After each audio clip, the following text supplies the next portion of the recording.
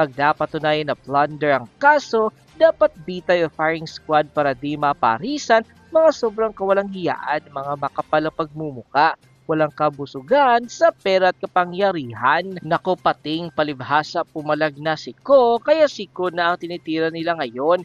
Kung lahat na lang kaya sila imbestigahan ng mga yaman nila mula kay Coca Romualdez, kay Pangulong Bongbong Marcos Jr. sa mga kasabwat ng mga senador, mga kasabwat na kurap, kawatan at mga mukhang pera, at tumanggap ng pera ng mga kongresista, walang kunwari ng government, military, police, AFP, mga kurap ng mga opisyalis sa tauhan ng iba't ibang ahensya ng departamento ni Gib, ang mga kontraktor at negosyante. Hay, grabe talamak ng nakawan sa Pilipinas. Wala nang matibay na ebidensya, sobra-sobra na ang mga ebidensya, ubos halos lahat nasa kanila. Bakit naghahanap pa ng matibay na ebidensya? Dapat noon pa kayo kumilos na hulihin ang mga yan, ikulong nyo muna ang pababain nyo. Sinasayang yung oras at panahon kung hindi nyo kayang pababain at kasuhan, tumigil na kayong kakaimbestiga. Wala mang nangyayari, hintayin nyo lang matapos ang termino niya kung takot kayong kumilos. Pustahan tayo, pakulo lang yan ni Bongbong Marcos dahil bistado na siya o sila. Puro nagtuturuan na lang sila, wala tayong nakikita hanggang ngayon, walang nakukulong at mabuti na titiis sila hanggang ngayon ang mga taong bayan lugmok sa hirap ng buhay. O Panginoon, pakitulungan po naman ng maging maayos na ang bansang Pilipinas. Kayo na po ang bahala sa mga taong mapagsamantala sa pera ng mga taong bayan. Maraming salamat po sa inyo, Panginoon. End quote. Natin ang reaction opinion itong post ang balita ngayon. Title: Kapag may gumanda dahil sa iyo, nagbabago rin ang mundo mo. Para kay Pangulong Marcos Jr., nagiging tunay na makabuluhan aniya ang public service sa sandaling makita mong may gumanda dahil sa iyong ginawa. At kasabay nito, nababago rin ang sarili mong mundo. Yes, I agree sa sinabi niya. Kaya lang, ang tanong dyan, pag-usapan natin mamaya is, within his first 3 years, ano bang magandang nagawa niya? Ito ang kanyang mensahe sa teaser ng kanyang latest vlog, kung saan inilarawan niya ang paglilingkod sa bayan bilang isang trabahong madalas aniya na walang kapalit na pasasalamat, ngunit may dulot na mas malalim na gantimpala. Sabi niya, isang trabahong madalas ay walang kapalit na pasasalamat, ngunit nagiging sulit ito sa sandaling makita mong may gumanda dahil sa iyo. Nababago rin ang mundo mo. Wala nang mas higit pa roon. Wala nang mas higit pa kaysa sa tumulong sa kapwa. Agree? So, ito. Unahin muna natin sa Pangulo. Ano ang magandang nagawa ng kanyang administrasyon? I'd like to be honest. Isa lang ang maisip ko. I hope may maisip ako ba. Yung tuloy-tuloy yung continuity ng programa ng NTF-ELCAC. Gumanda na ang kalagayan natin sa seguridad pagdating sa insurhensiya kasi talagang binigyan niya ng pansin ang nasimulan ni PRRD na National Task Force on Ending the Local Communist Armed Conflict. Kaya sa mga kanayunan, sa mga kabundukan, palagi akong umakyat sa mga kabundukan, tumahimik na ang kalagayan ng ating bansa pagdating sa insurhensiya. And yan ang isa sa mga magandang nagawa ng kanyang administrasyon dahil ipinagpatuloy niya. Kaya lang hindi niya pwedeng sabihin, this is one of my legacy projects. Dahil hindi naman siyang nagsimula. Kaya lang, yan, personally, I have to thank the President dahil gumanda na ang kalagayan natin sa seguridad, peace and order dahil patapos na talaga ang insurhensiya. Ano pa ang magandang nagawa niya?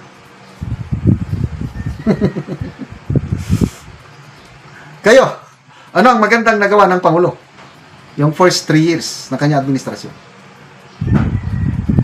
I'm sorry, wala na akong maisip eh. Karamihan, kapalpakan na, lalo na dito sa budget. Ginawang alkansya, hindi na alkansya, ginawang ng ating budget, nagsimula 23, 24, 25, at ngayon, pati 26, mayroon na naman. Salamat kay Congressman Edgar Erese, matapang siyang nagsasalita. Bakit pinabayaan ng Pangulo? Noong 2023, nagsingit ng mga more or less 300 billion. 2024, mas malaki, 500 billion. 2025, mga 430 plus billion. Puro singit, budget insertion. Bakit niya pinabayaan? Dating Congressman Butch Abad, dating, budget secretary. Sabi niya, 12 years akong congressman, sabi ni Butch Abad. 6 years akong budget secretary. So that's 18 years. Ngayon lang nangyari ito, talamak na pag-singit. The worst, sabi niya. Never na nangyari ito. So, kung mayroon mang legacy ng administrasyong ito, iyong pagbalahura nila sa ating budget. Dahil binalahura ang budget, nagresulta ng napakatinding korupsyon. Napakasakit, Kuya Eddie, ang nangyari sa ating budget. Napakasakit, Kuya Eddie, sabihin ko sa iyo kung ano ang gagawin. Yung si Senior Associate Justice Leonen, yung majority decision ng Supreme Court, unconstitutional ang PhilHealth na transfer, ibalik ninyo. Naglagay siya concurring opinion. Ang national budget ng 2024 is unconstitutional, sabi ng isang maestrado. Bakit? Dahil walang basihan yung binigay ng Pangulo na certificate of urgency para ipasa kaagad ng budget. Walang basihan yon, unconstitutional yon. Ngayon ko lang naintindihan, 2024 dahil sa certification na yun, pinasa kaagad ang budget, hindi na pinag-aralan. Yung pala, ang laking nakapaloob na 500 billion budget insertion. Tapos, mahiya naman kayo! Ay, nako. Pinagmamayabang pa na 5,500 flood control projects, natapos na, palakpa. Yung pala, mga guni-guni, ghost project, mga substandard. Itong zona niyang ito, 22,000 classrooms at natapos na at magpapatayo pa tayo ng nakalimutan ko na 40,000 ba yun? Yung pala, ilan lang? Wala pang 100 classroom yung napatayo for this year. Ang galing. So, anong magandang nagawa ng Pangulo? Kayo na ang sasagot. Basta, isa lang yung nakita kong magandang nagawa niya. Bigyan natin ng reaction opinion itong post di umano. Mga pahayag ito ni Ombudsman Boying Rimulya tungkol sa sakripisyo niya sa kanyang trabaho as ombudsman. Mga challenges. Sabi niya, Ombudsman Jesus Crispin Rimulya said he is prepared to open an investigation into former House Speaker, emphasizing that pursuing such inquiries is part of the mandate he accepted when he took on the position. Sabi niya, yes, wala naman akong choice eh. It's a responsibility that I have to the Filipino people. And ano pa ba ang gusto kong mangyari sa buhay ko kung ganun, di ba? I mean, dito ako na-attract eh. Sabi niya, I mean, apektado na nga ang pamilya ko. Apektado na mga anak ko. Anong ibig niya sabihin no? Apektado. Pero they know that it's a job that I have to do. He noted that assuming the role of ombudsman came with sufficient expectations and scrutiny. I chose to be the ombudsman. I applied for it and I had to go through a lot of things to become ombudsman. Dito tayo magkuhan mamaya. Kasi sabi ni Mr. Edwin Lasierda, ano daw ito, insurance policy ni PBBM, ang pagiging ombudsman ni Rimulya. We will do what it takes. Sabi niya, Rimulya added that he is capable of investigating even those connected to the presidency, stressing that his decisions would not be influenced by personal ties or political considerations. Sabi niya, I have been a leader all my life and I have to make hard decisions. That's part of leadership. Huwag mong tatanggapin yung responsibility kung di mo kayang gumawa ng desisyon na mahirap. So, ang gandang pakinggan yung sinasabi niya. Kailan, ang tanong, karamihan ba ng taong bayan naniniwala sa kanya? Iba yung magsalita ka, iba naman kung ano ang dating sa nakinig sa iyong mga salita. Tingnan natin, people who reacted. Dito ako paborito kong parte ito ng social media. Sana makita ito ni Ombudsman Rimulya para malaman niya kung ilang percentage ng taong bayan, ng mga netizens ang naniniwala pa sa kanya. 23,000 people nag-react. 16,000 ang tumatawa, 3,000 ang galit. So that's 19,000 negative. 2,800 lang ang naniniwala sa kanya. So percentage-wise, mga 90%. Tinatawanan lang siya, galit. Yung sabi niya na, I applied for it. Sabi niya. Yung pag-apply niya, talaga namang brinaso. Kung ano-ano na lang ang ginawa para lang ma-ombudsman siya. Kasi nga, according to former presidential spokesperson Edwin Lasierda ng Aquino administration, it's an insurance policy. Naghahanda ang Marcos administration. After 2028, iba ng administrasyon ang uupo. At least meron na silang kakampi na ombudsman. Yan ang paningin ni Mr. Edwin Lasierda. Na nakita ko, karamihan sa mga comments na nababasa ko, ganun nga. For the first time, history ng Office of the Ombudsman, ngayon lang nagkaroon ng ombudsman na politiko. Ngayon lang nagkaroon ng ombudsman na hindi galing sa judiciary. Lahat, mga retired Supreme Court justices o basta lumaki sa judiciary. Siya lang ang politiko na naging ombudsman. So, naniniwala ba kayo na kaya niyang imbestigahan si former Speaker Martin Romualdez? Kaya niyang imbestigahan ang mga related sa presidency? Pwede, gawin niya. Kailan? Gaano credible yung kanyang investigasyon? Ano ang pagtanggap ng taong bayan sa kanyang mga maging desisyon? Tatanggapin ba nila na, okay yan, patas yan si Ombudsman Rimulya, ginagawa lang ang trabaho niya, or nandun na yung perception na, wala yan, pantakip yan, amo niya yan mga kapartido niya yan Di ba ganon? Magbasa tayo sa mga comments. Ana Carmela, ambitious. Ching Villaperte, April pa lang, hindi pa retired si Martires, naglalaway ka na sa posisyon na yan. You can restore public trust by filing against BBM and Romualdez. Correct. Si BBM, hindi pa pwedeng sampahan ng kaso ngayon. Dahil may immunity. Si Romualdez. Nagsabi na siya daan na walang matibay na ebidensya against kay Romualdez.